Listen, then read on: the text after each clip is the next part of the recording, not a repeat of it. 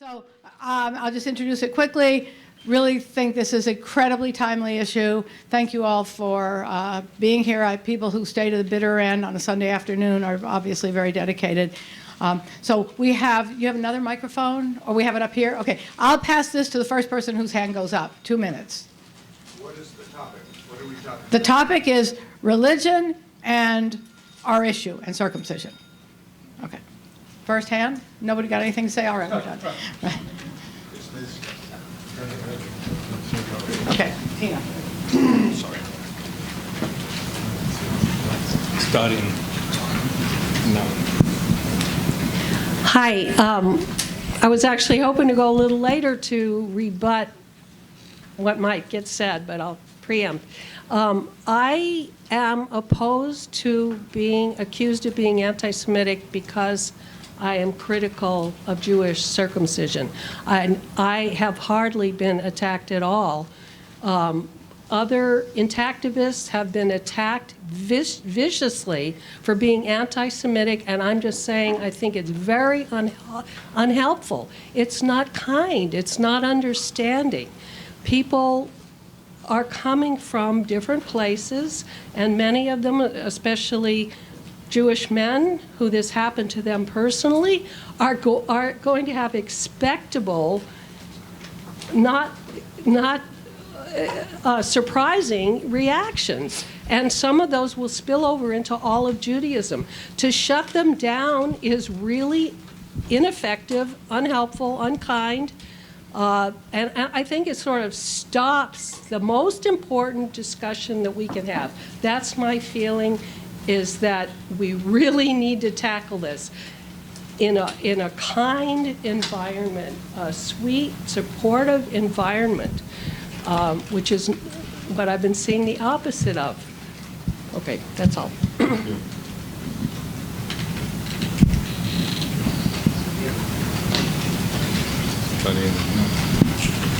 Yes, I'd like to kind of follow up on what you said. It reminded me of something that happened 7 years ago.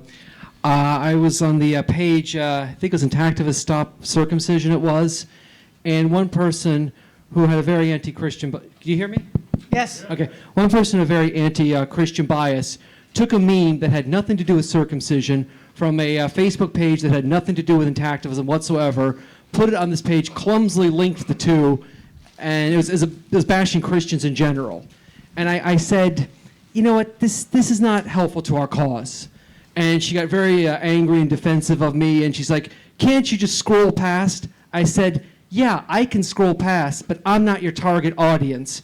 You don't need to reach me with the intactivist message. Do you or do you not want to reach Christians of all backgrounds, fundamentalists, Catholic, whatever, with the intactivist message or not? Because many of them wrongly think that it's a requirement of Christianity when it's actually forbidden. And I said, do you or do you not want to reach this community? And I never got a good answer. So I and another wrote an open letter 7 years ago asking to please stop the religious bashing. Some of you have had painful experiences with religion. I get it. I understand. If you don't want to get involved with that, that's fine. That could be like my specialty in the movement, but don't make it harder on me. There's no need to bash anybody. And when I posted a letter, the response was, if you need a break from the movement, we understand. I thought, if that's what you got from my open letter, it was a failure. So again, if you have hard times with religion, fine. I mean, let people like me handle that aspect of intactivism, but please don't make it harder on me. Okay, thank you. Here? I got one right here. We're holding our conference today on a Saturday, or this weekend on a Saturday and Sunday. How many of you missed church to be here? A few. I'm glad. Religion, like his comments, takes a really bad rap for circumcision. We read through Genesis and the Old Testament. I hate studying that. Every 4 years we do the Old Testament, and I cringe. I grate my teeth because it's so hard to reconcile the God that I love with the Old Testament. And it gives me some help and relief to look at what we really actually know about the ancient Hebrew and the word circumcision. The Hebrew writing for circumcision would have looked like this: shepherd's hook for Lord, Y for Yahweh, and the water or liquid. There is nowhere in that word, Hebrew word, circumcision. You don't find like circumnavigate, cutting around. It does not exist in the Hebrew Bible. Those are translators that made that word popular so that we could deal with it today. You add the little guy figure, and it's basically cutting in front of, but no mention of around the penis. That's totally not Old Testament Bible. Let me make another couple points too.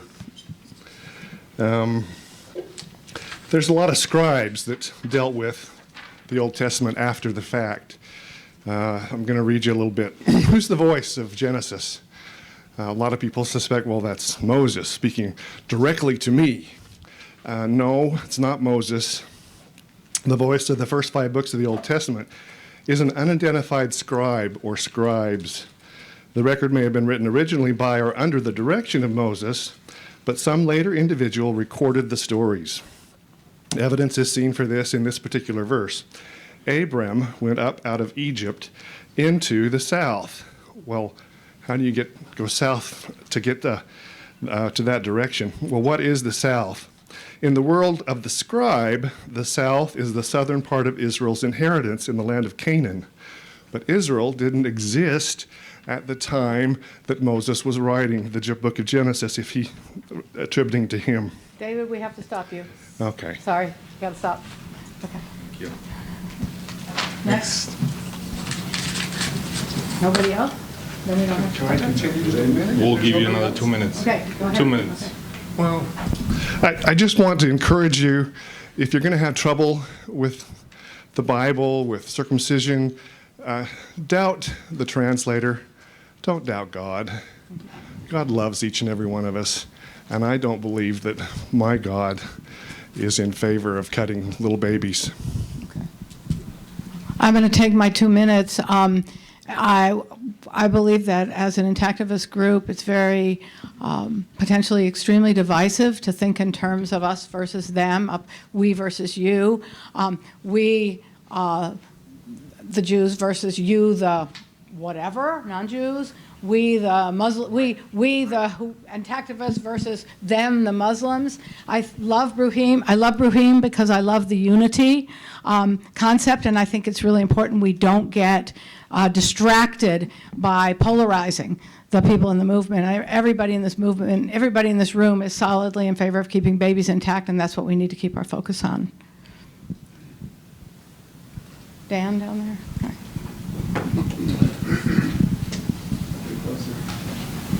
Thank you, sir. So I'll give this a little different spin. I'm an atheist, and so I come from a lot different perspective to this part of the discussion. And one of the things I'll bring up is often on social media, I'll make some comment that's either pro-intact or anti-circumcision. Thank you. That's anti-circumcision. And someone will reply, it's in the Bible. Now, I was raised as a Christian. I went through catechism. And yeah, I know it's in the Bible. Would you like the chapters and verses? So, but it's like they don't say it as being informative, like, oh, I should check out the Bible next time I'm in the library.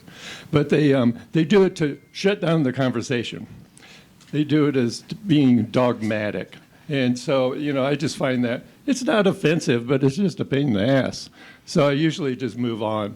But, it's amazing to me just how often it gets roped into the discussion.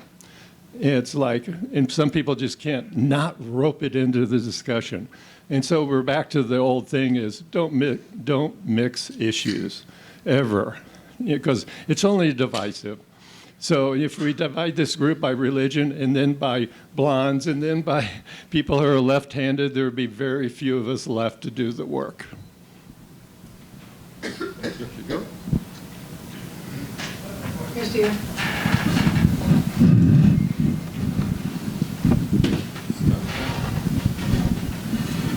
Thank you, Georgianne and Dan. So here's where I come from. I do believe in God, which perhaps nobody in this room knows. My wife's parents were actually both in the ministry. She was a nun and he was going to be a priest. My grandfather was going to be a priest. So I do believe in God. Sometimes feel uncomfortable mentioning that to this crowd. But the other thing I want to say is, yeah, I mean, I've never viewed it as a religion thing. I've never viewed it as like that religion was the issue. No, you know, there's no group that's the issue to me. I don't think doctors are the enemy. I don't think any religious group is the enemy. And it's challenging to remember that when people come along, I don't need to name their names, who start using words incorrectly and mentioning specific groups and blackballing them and claiming that they're the problem. And this has happened before. We've seen this before. It's not the first time. And I get it. People are mad. They want to stop it. They want somebody to blame. I get it. It's human. But it's wrong. Bless you all. Thank you.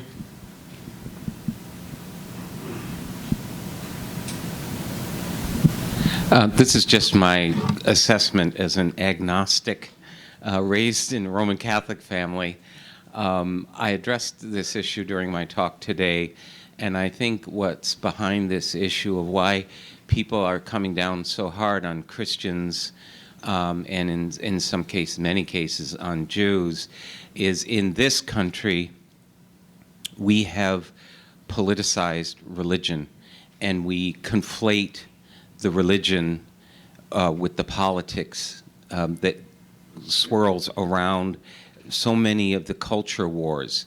And I think when people are criticizing Christians, what they're not saying is they're criticizing those who are heavily involved in politics. And that's a separate issue. The religion per se is different from those people of a particular religion who engage in politics to try to control the political system of this country. Those are separate issues, and that's how I understand this type of criticism that's happening.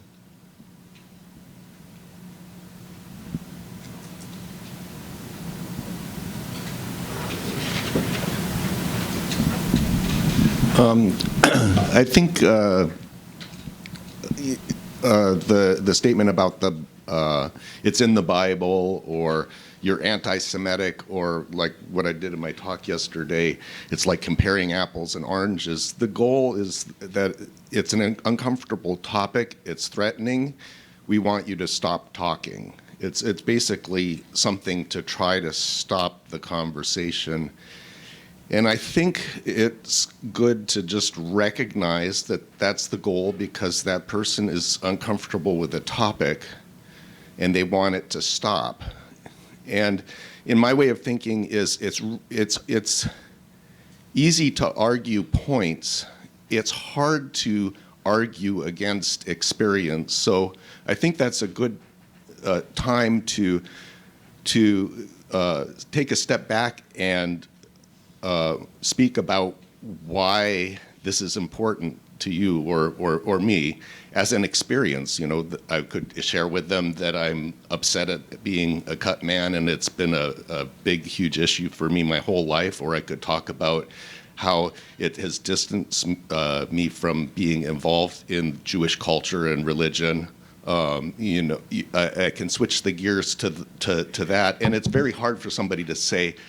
And it deflects it from, like, you're anti-Semitic. Well, I'm Jewish, but you know, it's not anti-Semitic. It's that I have these experiences, and I want to share my experiences with you. But sometimes in the public forum that might not work very well. But I think on you know, on the online chat back and forth, that might be effective. But anyway, that's what I have to say.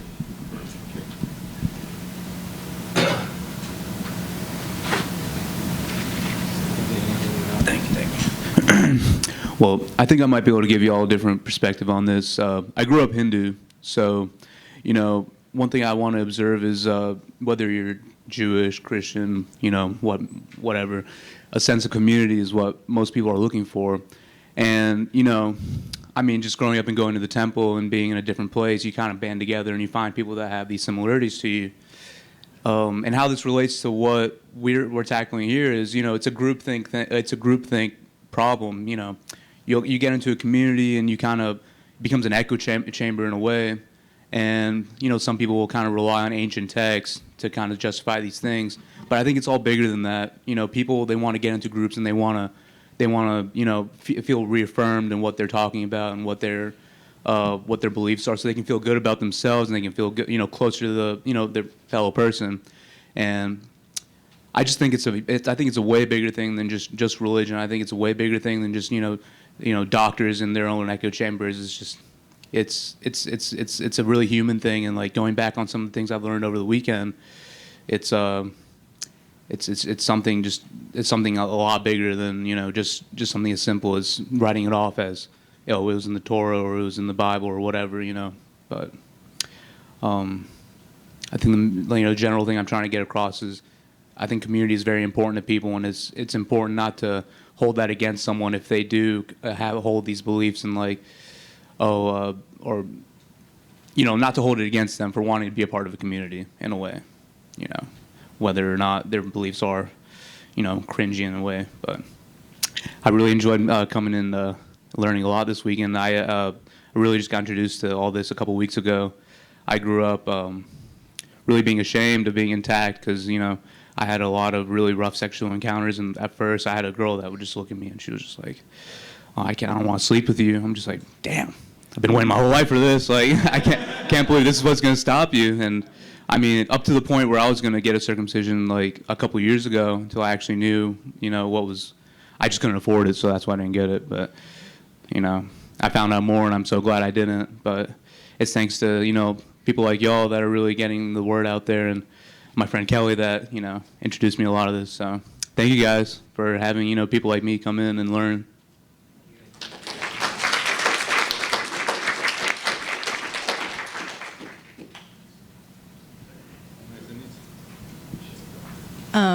I think it can be really good when we're all coming together, like Georgianne said, we all can agree that none of us here, we all think differently. We all come from different backgrounds and experiences that have shaped the way we look at life and perceive different things. But we can all agree that babies shouldn't be cut. And I think that that's just something to really gather together over. If I meet someone who's Muslim or Jewish, I'm going to think of how I can personalize my sort of pitch for intactivism to that person based on their religious beliefs, see them as a human being outside of any beliefs that they have, knowing that, this person probably cares about human rights. How can I speak to them in a way that's going to show that I respect their religious beliefs, but also, hey, can you look outside your religious beliefs on this one thing? I think that's been really powerful, because it's not just oh, well, your religion's crazy for thinking that. It's well, we all religions can be perceived as crazy in different ways, but, it's just, getting to the heart of being a human being. What does it mean to be human? Apart from religion, apart from politics, let's get down to that. And then it's oh yeah, it's a human rights issue, not a religious issue. It doesn't have to be if you don't want to frame it that way. So yeah.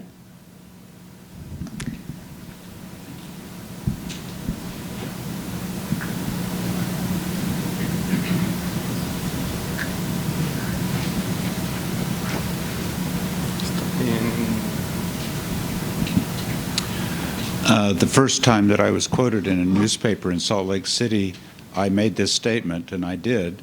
I said, "We don't object to religious circumcisions." The fellow that was No Circ of Israel, I can't remember his name, told me when I told him that if this ever comes up in a radio interview, I try to get off of the religious issue as fast as I can.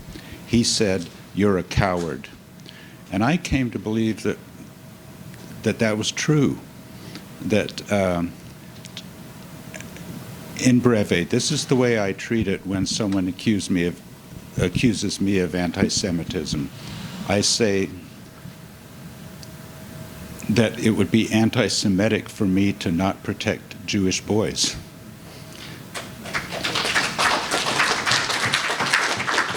And by the way, I've been told that there are a lot more Muslims in the United States than there are Jews. I don't know if anyone knows that that's true. But, oh, okay. But, you know, it's sort of, well, it's so strange that we're focused on Judaism if there's just as many Muslims. Why aren't we talking about anti-Islamic sentiments? I mean, why don't people mention it? Not that we should be talking about it. It's just a curiosity that I have. Ron Lau has a comment. Can we hear him? Tell me if you can hear me. Yes. That's awesome. Hi, everybody.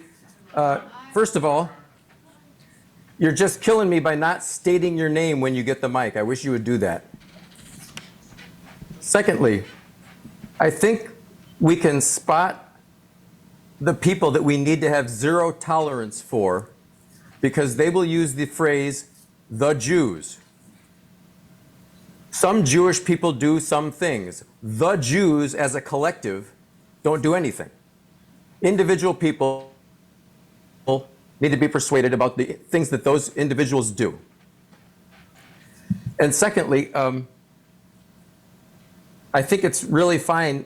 Uh-oh, my computer says I'm unstable. Everybody knows that. You didn't need your computer to tell you that. It's fine that people take a guess about life's unknowables. I have to guess that my dog is still attached to the chain outside and my car is still in the driveway until I look. But religious people, please have a little humility and admit that what you're talking about is a guess at life's unknowables. And that's how I treat my interactions with religious people. I say, of course, that's one way to look at it. But in general, I approach the facts of circumcision and I don't feel I have to persuade anybody about any religious thing, unless, of course, they haven't read Galatians 5:2 and all that. So anyway, thanks everybody for being here. State your name when you get the mic. This is Tina Kimmel. Steve, the answer to your question is that the Muslims didn't organize to go to Scandinavia like the Jewish Anti-Defamation League did and thwart the will of the people by stopping their their laws that they proposed against circumcision of minors. The Jewish Anti-Defamation League has gone all over the country, all over the world, to the different countries doing that work. And I just think that's horrifying. It's embarrassing. We have another comment was Dan Stranchard. Dan Stranchard. Okay. Hi. I hope you can see my sign. It is what I used starting in 2004 outside the University of Chicago Hospital. And I talked to thousands and thousands of people over the next 10 years because I was out there protesting almost every day. And I had a fair number of people who came up to me with the religion stuff. And my response to them, because I didn't want to get into it unless I absolutely had to, was, what does my protest have to do with religion? We don't do religious circumcisions here in the hospital. Religious circumcisions are done in a religious ritual. People say prayers, they give blessings, according to religious laws and traditions that are all supposed to have deep spiritual meaning. That was enough, generally, to get people to actually have a reasonable conversation with me. Because what happens in the hospital is not a proper religious circumcision. Anybody who cares about religion is going to have it done in a religious ceremony.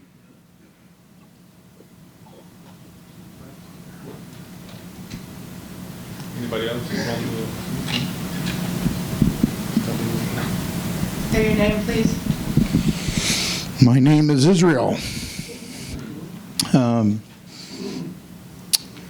A few years ago, I was giving a talk to, I was leading a worship service with a group of retirees, and I was reflecting on the scriptures, and I was reminded that earlier that day I had gone to the Pride event in Durham, North Carolina, and as I was walking toward Durham's East Campus where the Pride event was being held, I was following behind a father and his teenage son. And as we were walking along, I could catch some of the conversation. And at one point, the father was saying to the son, "Son, when we get up here, you may see some things that seem odd to you or out of place to you, but I want you to remember that you should treat every person that you meet today the same way that you would expect them to treat you." And I thought that was pretty enlightening at that moment. I felt privileged to share that with the ladies at the retirement community as a part of that worship. And it dawns on me that that's the golden rule, that every major world religion shares this particular value of treating people the way you want to be treated. But as an addendum to that, and as an afterthought, I realized that as a victim, I've already been done too. And so the challenge for me as a person of faith is to think deeply about repentance and reconciliation and forgiveness. Can I do that? I don't know. So that's part of the struggle that I go through as a religious person, that not only am I called to protect the babies, not only am I called to follow the writings of St. Paul, I'm also supposed to be forgiving, but I'm also a victim, and something terrible has been done to me. And how do I reconcile that? And I don't know if that I've really figured out the answer to that question.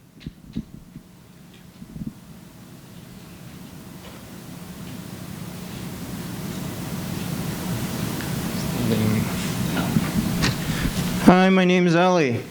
Hi, everybody on the Zoom.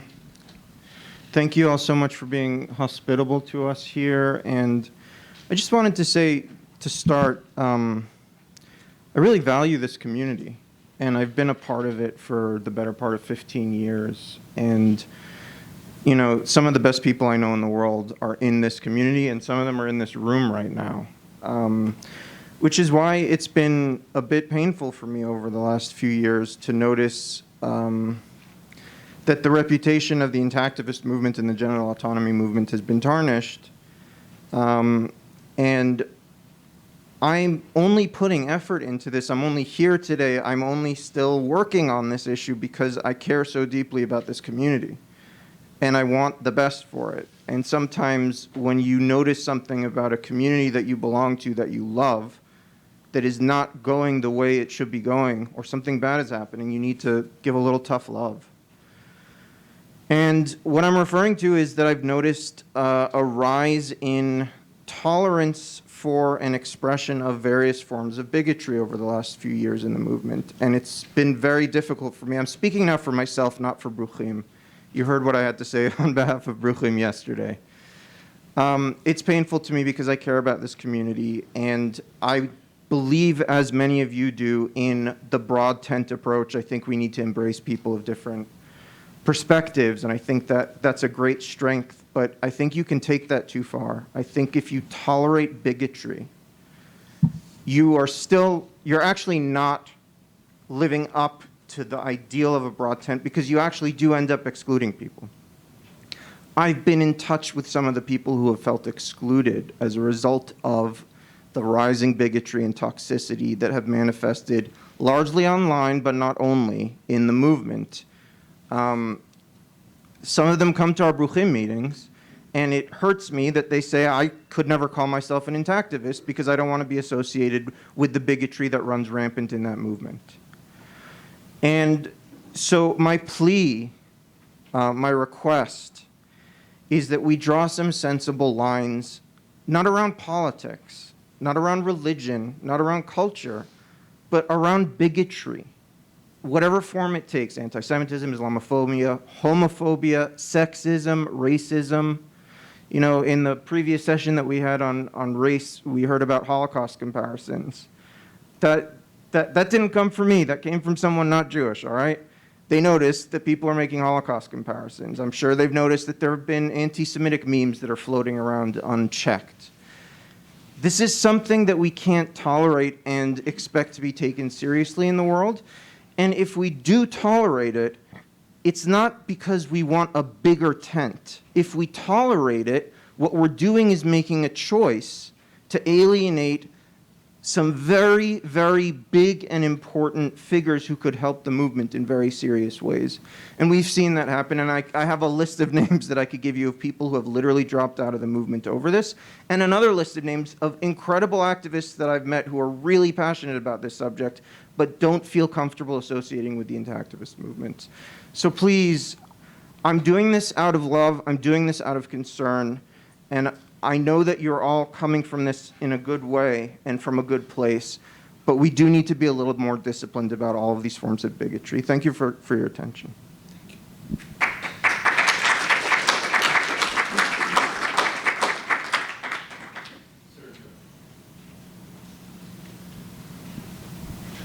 Following on what Ellie said, this is a group that's been inclusive as possible. Initially, because when I got involved, there were only about 200 activists in the country, and I knew half of them.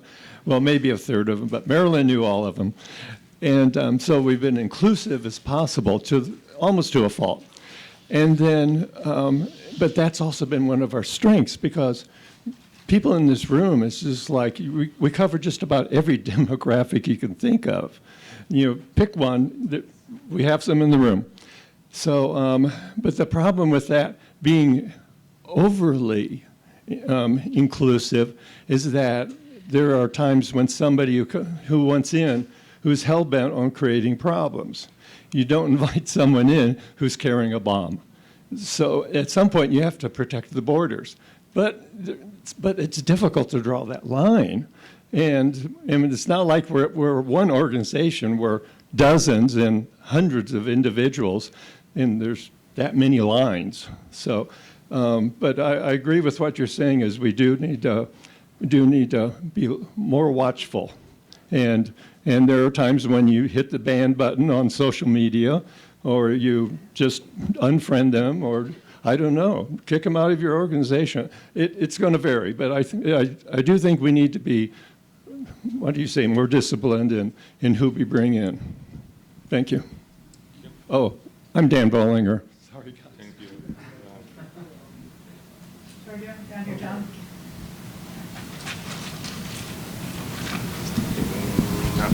I'm John Geisiger of Doctors Opposing Circumcision. I just tapped on Zenas, or he tapped on me. You know, both of us don't know what any of you are talking about, this anti-Semitism stuff. I mean, obviously I know it exists, but is it all online? I spend no time online. I have no social media presence whatsoever. And I think that's a failing for Doc, but personally it's better for me. You know what I mean? I don't know about any of these conversations. I don't have to answer to enemies. I don't have to send out Jeremiads. I mean, I can just be me and deal with the people around me the way we did in the 1950s. I mean, that's a horrible time to mention. Maybe 70s would be better. But do you see the problem? Some of this seems to be tempests in electronic teapots that are offensive, to be fair, but they're tempests in electronic teapots. Am I right?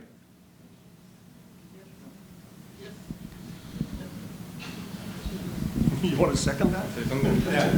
I would just say that, Zenas Bear, I would just say that I've heard this undercurrent about anti-Semitism and bigotry in the group.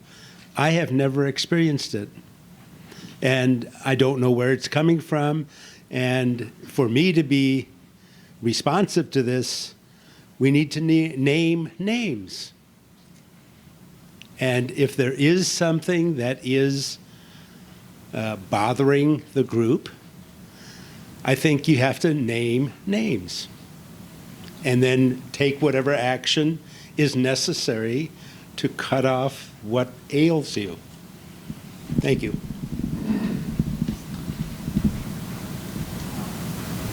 Here and then over here.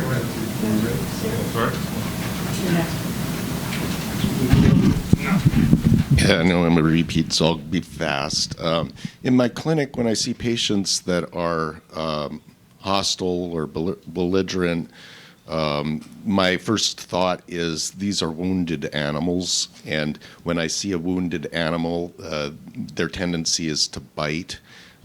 It's not necessarily a fault of the animal, but it helps me to reframe how I see the patient. When I see online these the bigotry, I'm also thinking that's a wounded animal. And especially if they are dealing with a wound that they don't know how to deal with, and they're searching for someone to blame for that wound.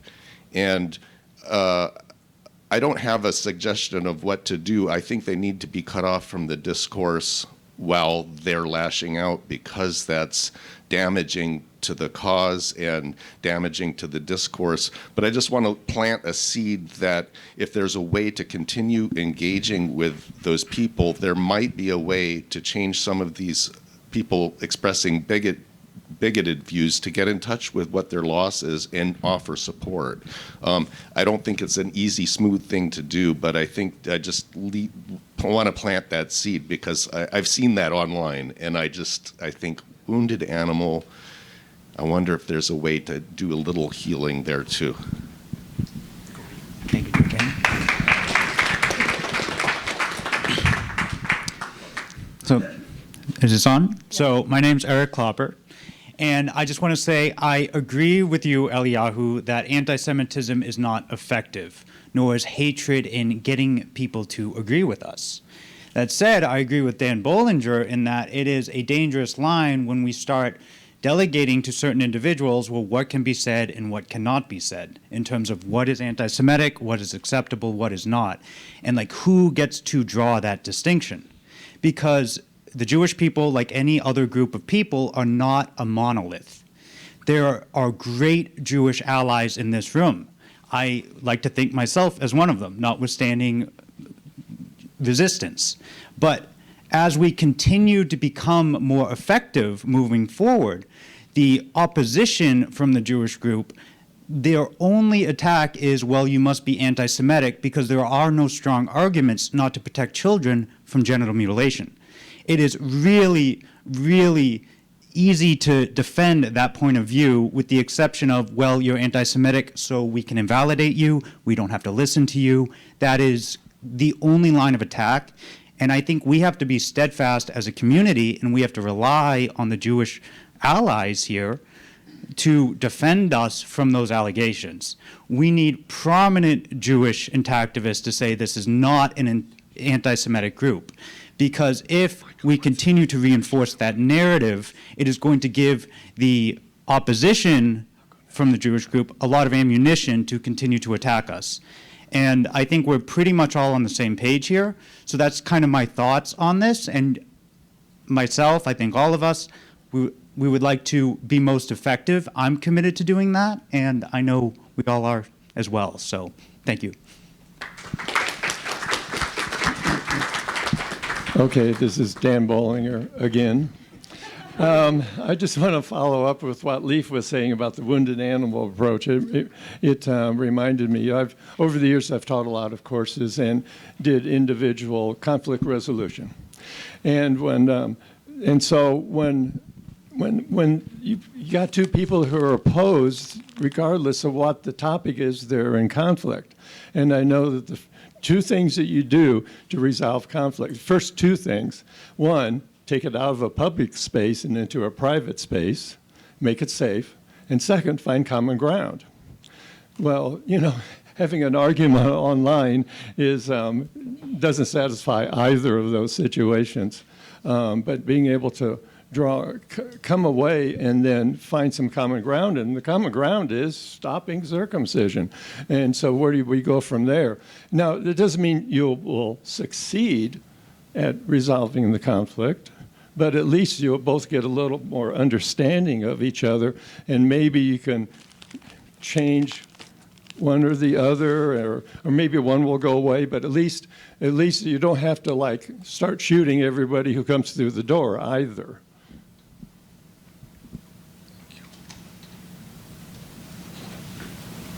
Who was first?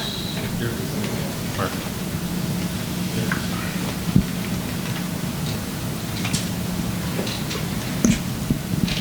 Thank you. So I am Lena Nyhus from Intact Denmark.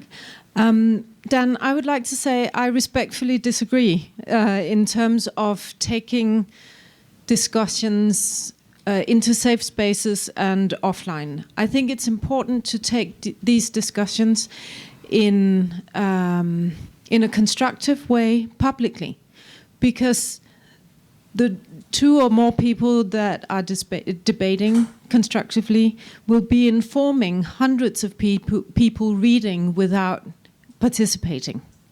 So if you can address differences, if you can inform, if you can move the movement forward publicly, you are moving not just the one person that you're debating with, but the broader public. You're influencing so many people that you're not in direct contact with. And that's the positive part of social media. Social media can be a horrible place, but social media can also be a place that brings about positive change. So I think we should embrace all the positive things that social media can. And one thing that they actually can do, if we really put our minds to it, is to be a space for people who don't necessarily know each other to begin with, to have constructive, meaningful disagreements that may inform themselves and people around them. Thank you.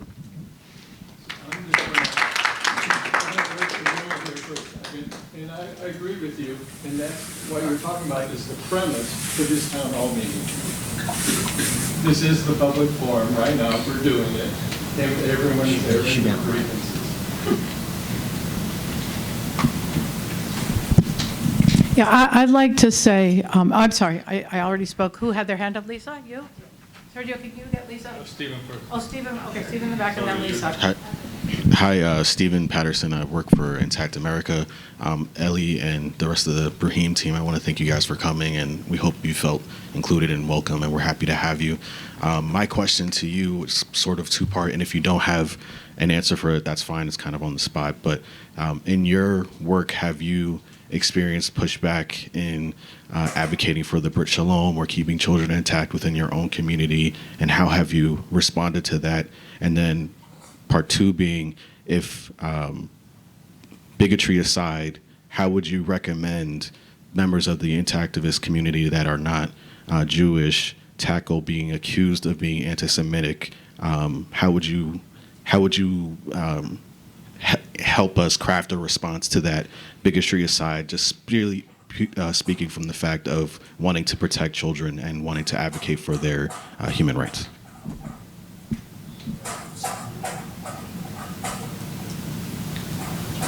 Who's going to answer or one answer? Okay, and then you. So with respect to opposition from the Jewish community, we've actually found that when we're able to approach the issue in the way that we are, we're finding that Jewish communities are very receptive. I have not gotten any hate mail since starting Brahim. I don't think the rest of us have either, saying that what we're doing is wrong or harmful or bad or anti-Semitic. You know, really people are just very positive about what we're doing. And if they're not positive about what we're doing, we generally just don't hear about it, I think. As far as like what we can do as intactivists, I heard a really good statement for the first time yesterday, which was nothing about us without us. And I think that when people are talking about Jewish circumcision and they're not Jewish, or sometimes even if they are Jewish, but if they're not coming from a place where they feel aligned with, or sympathetic to the fact that there are Jewish people who are against circumcision, it can be very difficult. So my advice would be, I wouldn't feel comfortable, online engaging in a dialogue about, Christianity because I'm not Christian, with respect to intactivism. I probably would not feel so comfortable speaking about, how Black people are approaching this issue. I think it works so well when it comes from us, and when we're included in the discussion. I'm Lisa Braver-Moss, and I'm really happy to be here. My first symposium was in 1991, where I spoke in San Francisco at the Miyako Hotel and was introduced by Marilyn Milos. And Miriam Pollack was there, and Tina was there. Tina Kimmel was there that day. And it was, here's what I want to say about this. I'm very proud to be Jewish. I love being Jewish. I feel very strongly identified in my community, and I'm out in my community. People understand the kind of work that I do. Well, they might not understand it, or they might not understand why I do it, but they understand that that they're starting to understand. Maybe that's what I want to say. I think they're starting to understand in my community that Jewish families exist who don't want to circumcise. Women exist like me who regret having been pressured into circumcising 2 sons. And now I have an intact grandson, which is really thrilling. Thrilling. And just by coincidence, he's the cutest baby in the entire world. It's just an extraordinary coincidence. But yeah, so I just want to say that my feeling in my community is I exist, and I have a voice, and I want to be heard, and I'm not going away. And that's very powerful. And so that's what I'm going to keep doing. I'm going to keep coming back into my Jewish community and keep doing my intactivist work. So thank you. Just a quick to the question. It's incredibly frustrating when you get a bad faith accusation of anti-Semitism. I think it's awful. It's horrible. It must feel. I've been falsely accused of things. It's the worst feeling. But if you know inside that that's not where you're coming from, and actually maybe you start to educate yourself a little bit about anti-Semitism, and you're able to demonstrate to the person who says that to you, oh no, I actually really care about that thing, and that's not me at all. I think that's a good way to go. And I've been committed to sort of trying to educate people about this issue because it comes up in all. I happen to be drawn to issues that for some reason lots of anti-Semites are also drawn to. So I'm constantly having to sort of, Israel-Palestine, circumcision, I'm constantly having to draw these lines and explain to people, no, this is anti-Semitic and this isn't. And I'm actually working on producing a kind of mini curriculum of videos that sort of just go over the basics for a person, for like an activist who really wants to understand a little better. Well, what is it? Where are the lines? Because it can be complicated. It has a long history. There are lots of tropes you got to track. And so I'm going to try and make that a little easier for people who really want to understand it, and then can sort of project that whenever someone challenges them with that. Oh, go ahead, Jeannie. Jeannie. I'm Jeannie Ashford, and I work for the Intact America people in PR. I've been doing social media for this whole conference, and there were a lot of responses to Norm's. In fact, it was probably the most popular post that we put up, and one actually went on a whole anti-Semitic rampage, I thought, and at the end he said devious Jew, and I am Jewish, and I missed synagogue yesterday for coming to this conference. All right, to which I said that Intact America rejects these tropes. It's a trope, and then I put in verbatim Intact America's position, which is Intact America rejects all forms of ethnic, racial, and religious stereotypes and bigotry. We condemn any form of hate speech based on ethnicity, race, national origin, gender, sexual orientation, religion, or irreligion. And then the incorporation of anti-Semitic or anti-Muslim expressions into criticism of male or female circumcision only serves to undermine our movement and potentially derail our work in protecting all children from genital cutting.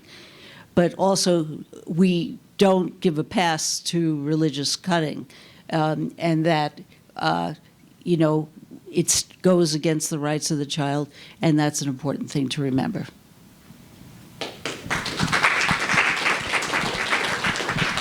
I want to say something, and some of this is very live for me right now because I've been writing this book. I've been accused of being, when we moved to Kentucky in 1962, my parents were civil rights workers. I've been accused up and down, loud and regularly, of being a nigger lover. Proud to be a nigger lover. Right? I'm not going to defend myself against that. That hate speech I heard for 3 years. My family, they were nigger lovers, right? They were civil rights activists. My mother started the only integrated Brownie troop in Georgetown, Kentucky. The only other real hate speech, well, I've been subjected to hate speeches, I think many women have, being called a cunt and a fucking bitch by somebody who I might not have appreciated their whistle on the street. That's hate speech. Am I going to try to prove to them I'm not a cunt or a fucking bitch? No. I don't know how I would do that.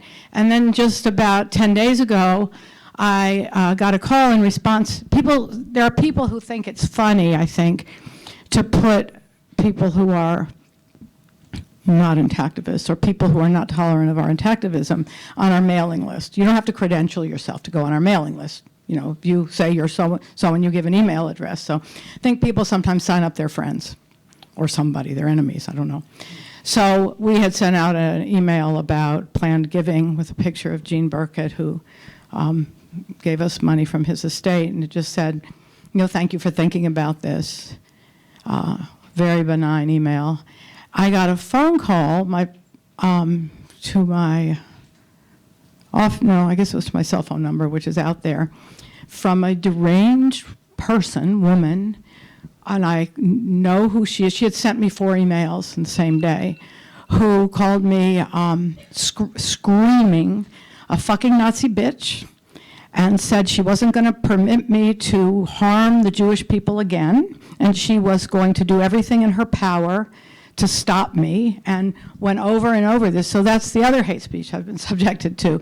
So I do think it's important for us to push back on hate speech, but I also think it's important to consider the source of who, and there are a lot of crazy, deranged people on social media. We block them. They're not really active in our world. I mean, when John said, I don't know what you're talking about, I don't get this. I don't have, anti-Semites trying to recruit me to anti-Semitism. We don't have it. If you look at the Intact America Facebook page, I mean, Dan noted that. Maybe once a month, there'll be somebody really disgusting, irresponsible. We block them. We monitor us. I don't want to see us divide ourselves. I don't want to see us tear each other apart and undermine this movement by looking for anti-Semitism under every rock where lowlifes hang out. I understand we have a problem in this country. We do have a problem. But I think if we focus on that within this movement, we're cooked. I think we're done. And again, I think to talk about us versus them, Ellie, you thanked us for welcoming you. All you have to do is sign up to come to this conference, right? It's not like we welcomed you because you're outsiders or because you're different. We're all intactivists. We all have the same goal in here. Now, we don't agree about a lot of other things. I don't really care about anybody's personal religion. I don't really care at all. So I think we have to be really careful among ourselves to stand together. Because if we don't, this movement is done. It's done. If we're defensive, we let people tear us apart.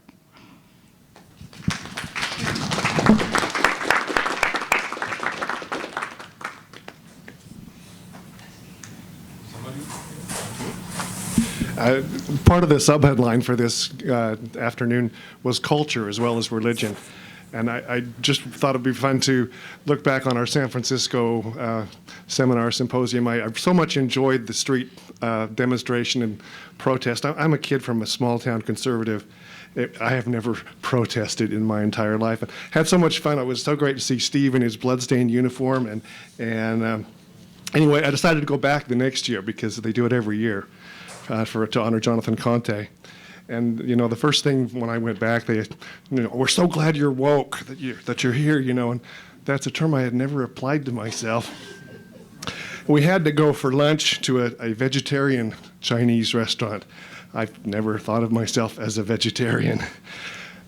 Sometimes we bring up topics that aren't really circumcision and expect other people to agree with us.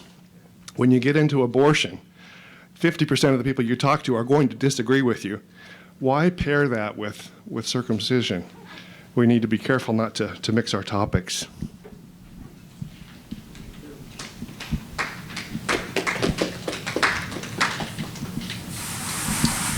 Tim Hammond, and I will respectfully disagree with you, sir.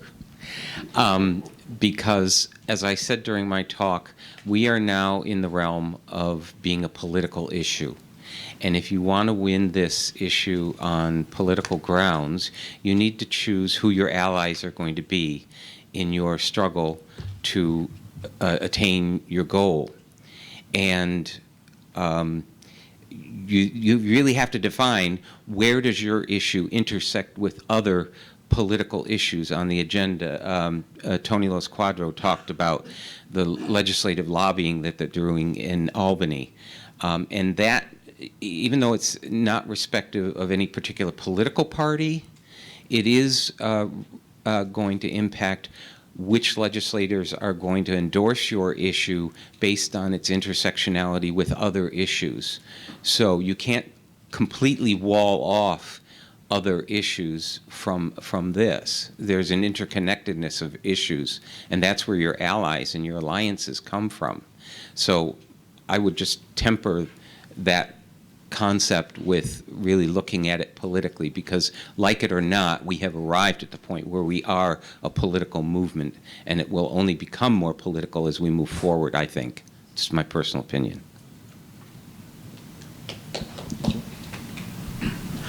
Hi, Chuck Waiter. So I just want to say I actually grew up in a very racist family and environment. So I'm very familiar with the way they'll, say one thing in private discussions over the kitchen table, but when there's mixed company or cameras, it's, dog whistles and some very different phrasing. And I've got to say, I have noticed online in the last few years, mostly online actually, that there has been this undercurrent of what does seem to be a lot of dog whistle anti-Semitism in some of our spaces. And that is something we do need to be aware of.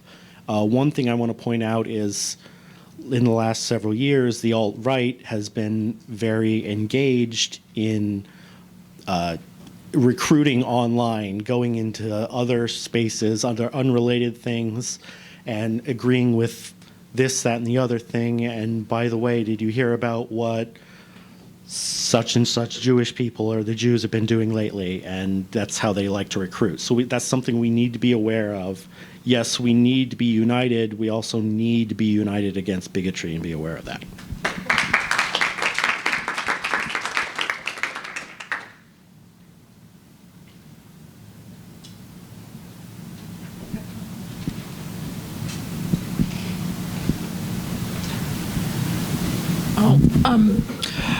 And as a journalist of over 40 years, one of the things that's become really important in publishing is to have sensitivity readers.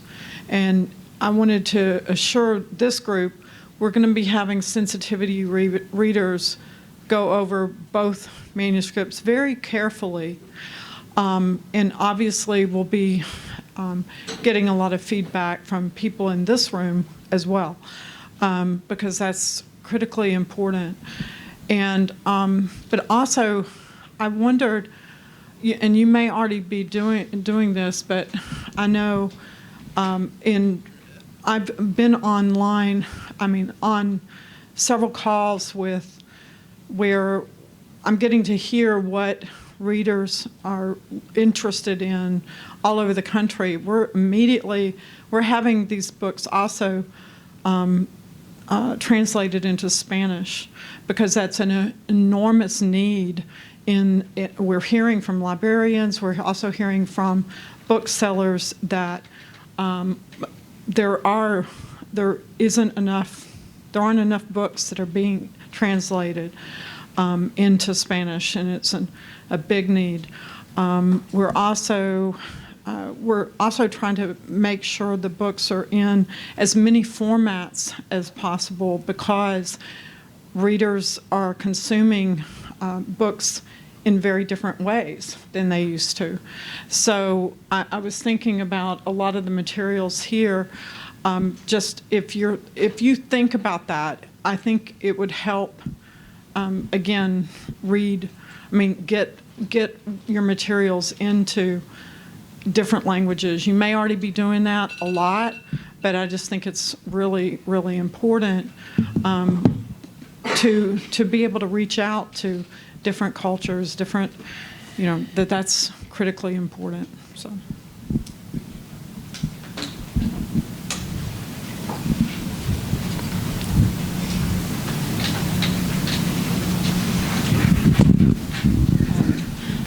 I'd just like to ask, Linda Massey here from Northern Ireland. Linda, give your name, Linda. Yeah, Linda Massey here from Northern Ireland. I'd just like to ask anybody how they go about engaging with the Muslim community, because I've had 3 experiences in the last 25 years in Northern Ireland with the Muslim community.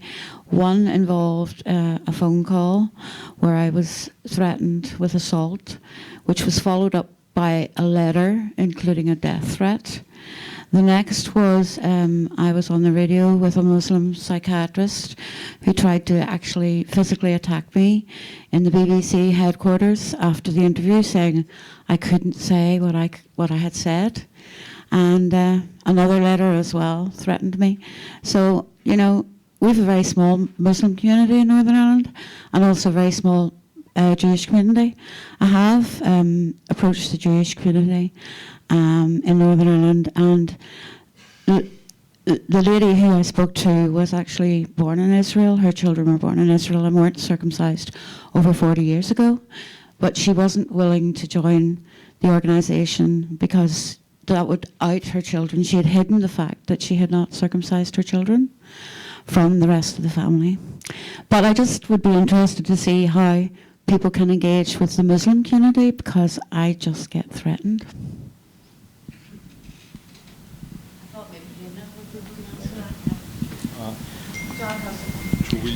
I had a question, but it doesn't segue well with Linda's. John Geisiger here, Doctors Opposing Circumcision again. Lena, you're going to answer her concern? Yes. Thank you. Thank you. In terms of engaging with the Muslim community, that's not always easy, and some of my experiences match some of yours. But I would say that sometimes it can work. We've had some interesting conversations with the Shia Muslim community in Denmark, and I actually ended up being invited to the opening of a new mosque. I wasn't expecting that, and I of course showed up and gave them a book on circumcision and why not to do it. But it's not always that safe. I would say it helps a lot for us as an intactivist organization in Denmark that we have a diverse board of directors with Muslim and Jewish background. But in the sense that there have been threats or social ousting, we are always more concerned about the safety of our Muslim members of our organizations and spokespersons with Muslim background, and we're always a little bit more concerned about safety for other members when it's related to issues surrounding the Muslim community. And that, of course, is confirmed by the National Intelligence Services. John Geisiger again with Doctors Opposing Circumcision. This is way off topic, but I don't know how many of you have been approached by anti-vaxxers to join their group. You have? We at DOC get anti-vaxxers regularly. They assume that because it's a physicians group, we'd have a position on it. We do have a position on it. We're not anti-vax. It's as simple as that. I mean, I couldn't be the head of a physicians organization, all of whom are trained in medicine, and be opposed to vaccines. I must admit that I mean, I just don't know enough about vaccines to know whether there's awful ones and fabulous ones. They all seem kind of medium to me, but maybe somebody can help me out. Thanks.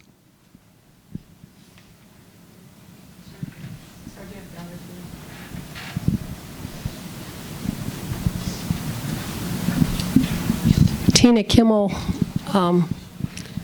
they're all awful. No, they are. I mean, the more I learn about it, the more frightening it is. It's been a scam from the beginning.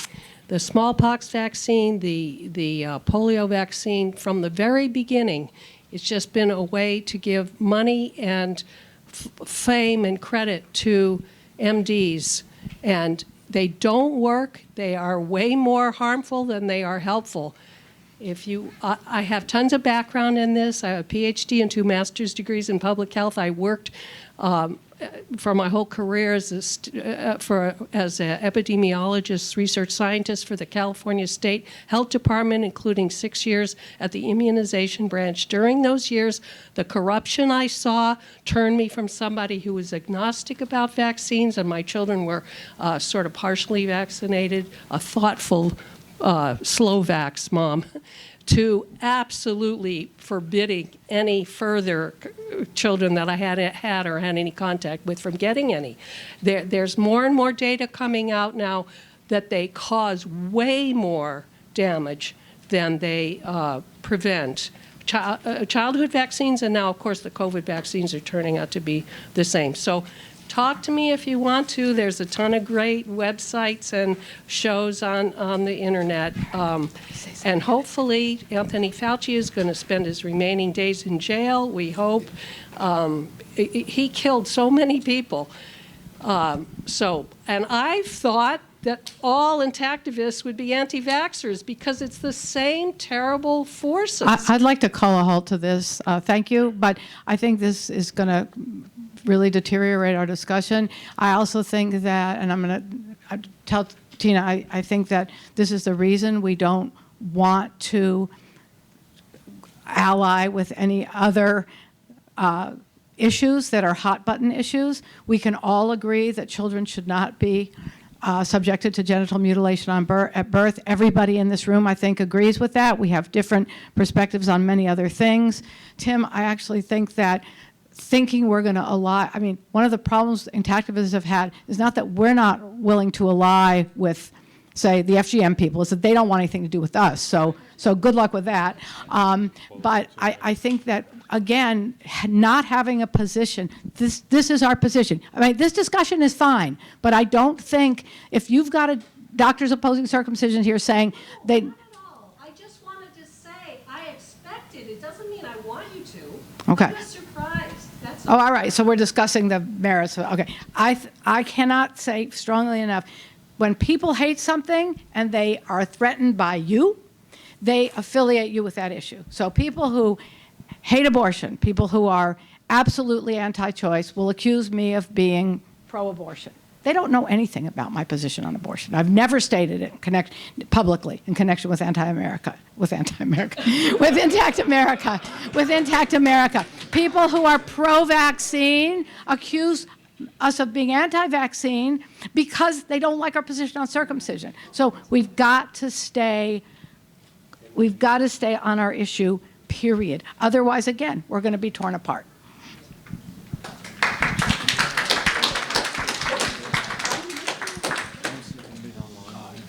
Who do we have online? So this is Eric again, and just kind of going back to what maybe Norm said in his talk as circumcision as totem, as identity.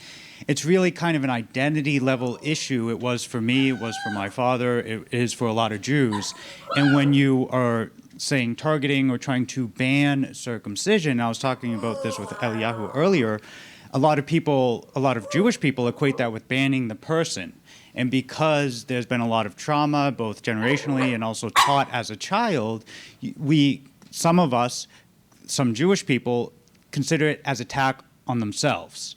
And a lot of comments here, we're trying to be culturally sensitive and effective, but at a certain point, there's going to be a point where the remaining Jewish cohort has to come along. Like, they are not going to agree to the mission.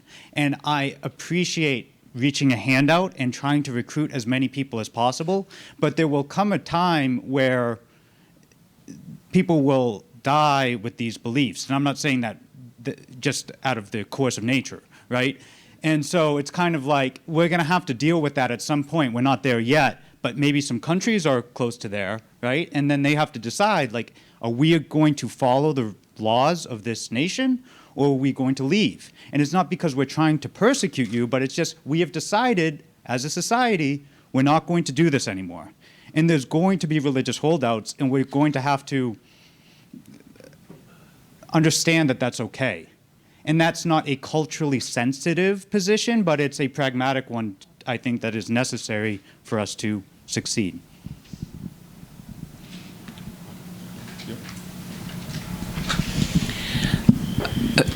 Years ago, when I developed the No Harm website, I thought about these issues, about vaccination and abortion, because even way back then, these issues came up. And the site is so huge, and it was so many years ago that I designed it. I'd have to go back to my records to find out what pages addressed this. But I addressed the issues of where the common ground was between these issues of abortion and vaccination. And without getting into the weeds of endorsing either point of view, I think it can be helpful if interested people in our movement were to develop a white paper of some sort to acknowledge where the common ground is on these issues without taking a position. Because there is overlap on both sides of the abortion issue where genital autonomy can be found as well. And again, I'll just repeat, without endorsing either side of the issue, I think it can be helpful for our movement to acknowledge where the common ground is on that issue, on vaccination, on gay rights, and so forth. What's that? The common ground on which side? I mean, Both sides. There's common ground on both sides of the vaccination argument and on the abortion argument. Early on, people didn't want to take my suggestion that we should get involved in pride parades and pride celebrations because, oh no, we don't want to mix our issue with that gay issue. Well, look at what we're doing now. We're in almost every pride celebration around the country. So does that mean we endorse what some people consider to be immoral, evil behavior? We're not taking a position on gay rights. But we are participating and spreading the message and welcoming gay people to be part of the movement. I'd like to just change track real quick here and talk about something cultural. So I know someone who had done some research in pornography videos looking for an intact male several years ago. They found one. The search came up with two, but one of the guys was really not. He was circumcised. They did some research just in the last few months, and there were many videos of intact males. So slowly but surely, it's getting out there in the pornography world of intact males and what they look like, that they don't really have sex that much differently, or if at all, from circumcised males. And part of our movement is just people, pardon the term, getting exposed to the fact that men can be intact. And so we're starting to at least see culturally out there in the sexual entertainment world, if you will, that there is a growing acceptance. Hi, I'm Carl Augustin.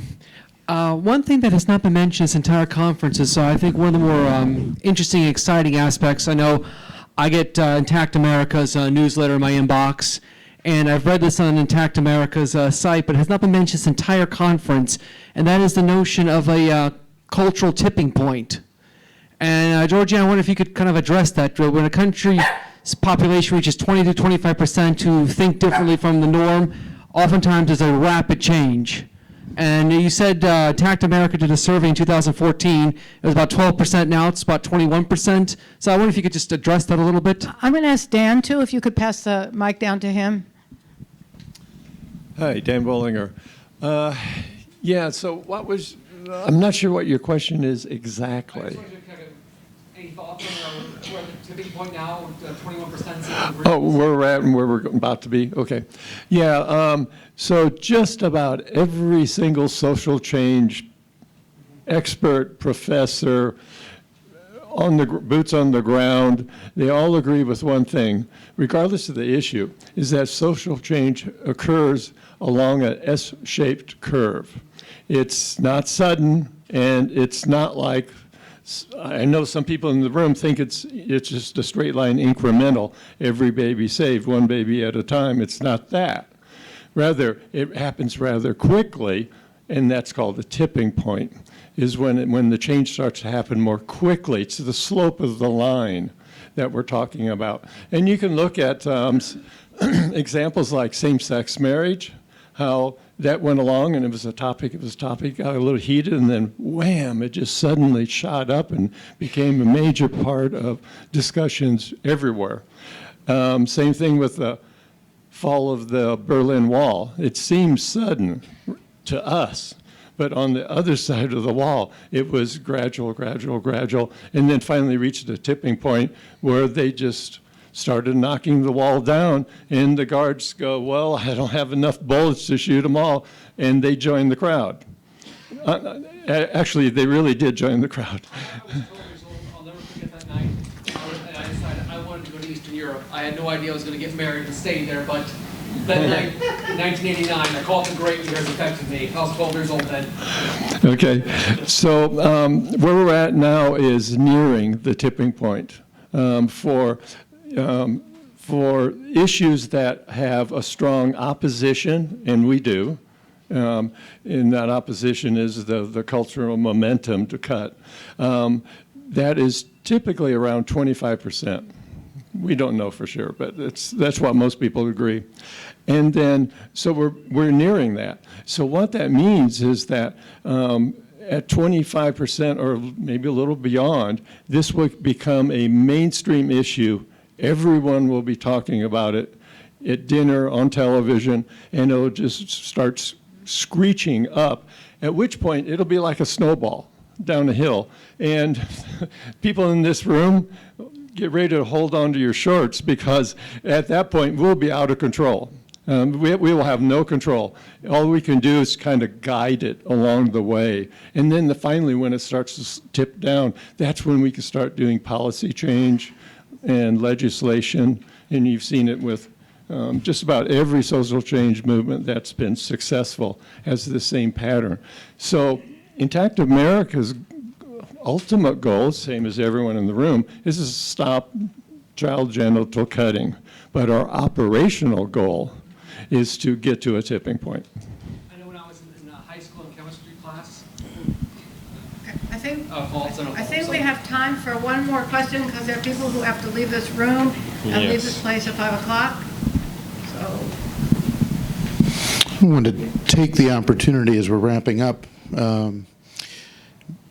I hope that I hear more in the future about how we help victims of this, and that there's more of a focus on victims. And I felt that that's starting to happen, and I'm very appreciative for Jeff and Dr. Goldman, who for the last 2 years have been holding monthly sessions with a group of us men to help us talk with that. And Jeff has also been good enough to start a weekly peer group. Is that IA that's doing that, or is that another group that's probably general? We do our voices teachings and a lot of it, one-on-one communication. It's probably Jeff Brown. But for those of us who get the chance to spend time with Dr. Goldman, he does a great job of guiding us in mindfulness and helping us talk about our feelings and how this affects us. I wish that I could bring that to people in my own community. I don't know exactly how to start that process, but I would love to see more of an opportunity and focus for victims to be able to speak out and try to work their way through all of the issues that this causes. Well, thank you all so much. We're going to have to stop, but I just got word that we want. Okay, I'll pass this to you, David, in a second. But we've been asked to take all of our stuff out of here: your papers, cups, trash, anything that you have there. The hotel would appreciate us doing that. And David, you have a couple words at the end? Yeah, I wanted to thank everybody for coming and say Stephen had said something about this being the last one. I don't think so. Okay. I think that we will see you all in 2 years, maybe back here. Depends upon how George Ann feels about it. This is a pretty good venue. Atlanta's I know the airport's hard to get through, but it's a pretty good one. And I've enjoyed this whole process. I think we've made some progress. I want to see you young people back because we are getting old and we need to be replaced. So thank you all for coming. We'll see you in 2 years.